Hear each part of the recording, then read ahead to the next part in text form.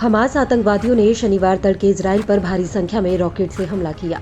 Israel ने भी जवाबी कार्रवाई की है। एयरफोर्स के द्वारा लगातार गाजा पट्टी पर बम बरसाए जा रहे हैं। इन हमलों में अब तक 400 से ज्यादा लोगों की मौत हो चुकी है और 3000 से ज्यादा लोग घायल हो चुके हैं। आपको बता दें कि हमास के लड़ाकों ने इजरायली सीमा में घुसपैठ कर हमले को अंजाम दिया। इसके बाद इजरायली प्रधानमंत्री बेंजामिन नेतन्याहू ने युद्ध की घोषणा कर दी। साथ ही कहा कि दुश्मन को भारी कीमत चुकानी होगी। इजरायल ने फिलिस्तीन के खिलाफ ऑपरेशन आयरन स्वॉर्ड्स लॉन्च किया है। नेतन्याहू ने अपने संबोधन में कहा कि हमास ऐसी कीमत चुकाएगा जैसा उसने सोचा भी नहीं होगा। इजरायल ने गाजा पट्टी में बिजली की आपूर्ति रोक दी है। अब गाजा में पूरी तरह अंधेरा है। इसके बाद अब इजरायल अब तक की सबसे बड़ी कार्रवाई की तैयारी कर रहा है। दुनिया भर के कई देशों ने ऑपरेशन आयरन स्वॉर्ड्स के तहत इजरायल को अपनी ताकत के साथ अपनी रक्षा करने की अनुमति दी है।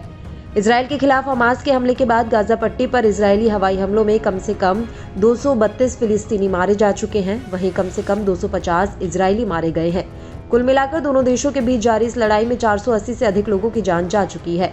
गाजा पर राज करने वाले हमास ने कहा कि उसका आक्रमण अल अक्सा मस्जिद के अपमान और बढ़ती हिंसा की प्रतिक्रिया है। वहीं इजरायल के प्रधानमंत्री बेंजामिन नेतन्याहू ने गाजा के निवासियों से तुरंत शहर छोड़ देने के लिए कहा है। उन्होंने कहा कि इजरायल की सेना हमास के सभी ठिकानों को मलबे में बदल देगी। वहीं अमेरिकी राष्ट्रपति जो बाइडेन ने भी कहा कि दुनिया भयावह तस्वीरें देख रही है। इजरायली शहरों पर हजारों रॉकेट बरस रहे हैं। हमास के आतंकवादी न केवल इजरायली सैनिकों बल्कि नागरिकों को सड़कों और उनके घरों में मार रहे हैं। यह गलत है। इजरायल को अपनी रक्षा करने का अधिकार है।